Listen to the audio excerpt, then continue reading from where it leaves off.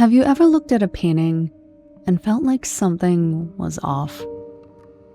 Like the smiles were a little too stiff, the sunlight a little too artificial, the people a little too frozen in time? When we think of creepy paintings, our minds usually jump to the obvious candidates. Francisco de Goya's Saturn devouring his son, Fuseli's The Nightmare, Theodore Géricault's The Severed Heads. Those are paintings that scream horror. But what if one of the most quietly unsettling works in art history isn't covered in blood, shadows, or monsters at all? What if it's a sunny afternoon picnic by the river? George Seurat's A Sunday Afternoon on the island of Grande Jatte is usually celebrated as one of the great masterpieces of Post-Impressionism, a triumph of technique, a pioneering step towards modern art, a peaceful vision of Parisian leisure. But if you look closer, it's not peaceful at all. In fact, it's kind of unsettling. So, why is that? At first glance, the Grande Jatte looks like a cheerful Sunday outing. Families stroll, soldiers stand at ease, children play. Even a monkey trots along on a leash. But stay with it longer, and the harmony starts to crack.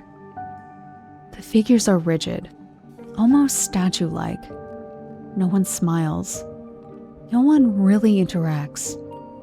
They're caught in strict profile or stiff frontal poses.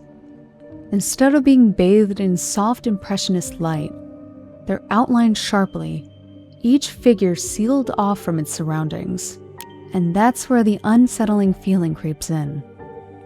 This should be a moment of leisure, full of warmth and motion. But the people don't feel alive.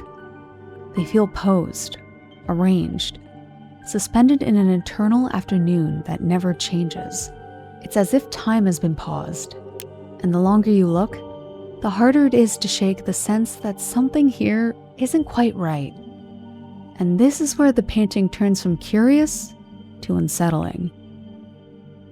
Look closely. Dozens of people, outdoors, under the warm afternoon sun. And yet, there's no motion, no laughter, no spontaneity. The figures stand and sit like mannequins, with blank expressions and rigid posture.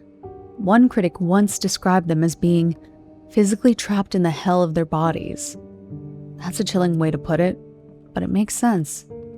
These figures aren't free, not even in leisure. They feel locked inside themselves, unable to connect with one another. The longer you stare, the stranger it gets. It's as if time has been stopped, and these people are condemned to repeat the Sunday afternoon forever. What should feel lighthearted becomes strangely suffocating. A vision of leisure feels more like a prison. Why would Seurat paint people this way? To understand, we have to look back to Paris in the 1880s. This was a time of rapid industrialization, new technology, and social change. The Impressionists painted fleeting moments, trying to hold on to beauty before it slipped away. Seurat, however, wanted control. He turned to science, to theories of optics and color, to create art that felt timeless, almost mathematical. But in that search for order, something human gets lost. He took the Impressionist world of light and leisure and froze it. Instead of celebrating motion, he dissected it. Instead of warmth, he gave us precision.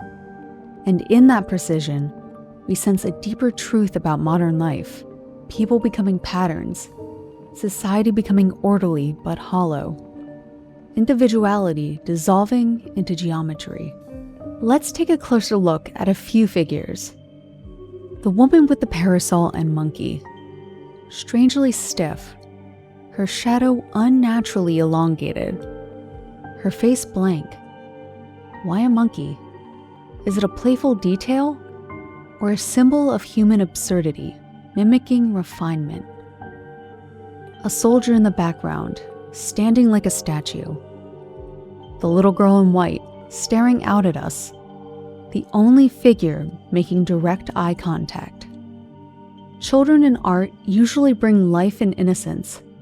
Here, she feels accusatory, almost threatening. Even the dogs don't seem alive, their decorative shapes flattened against the grass.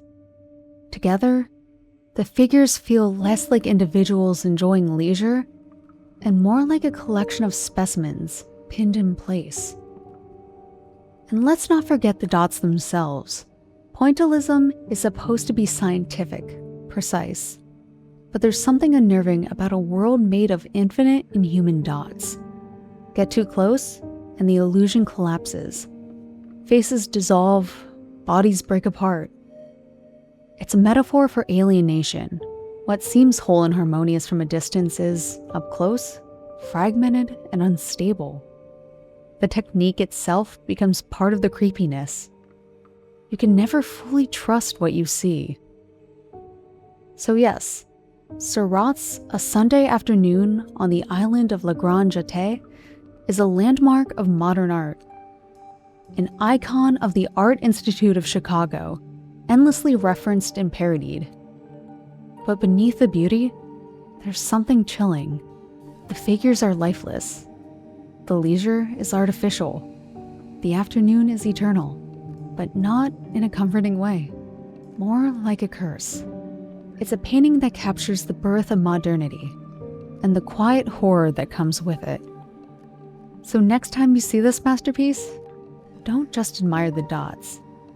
Listen to the silence and ask yourself, would you really want to spend eternity on the island of Grande?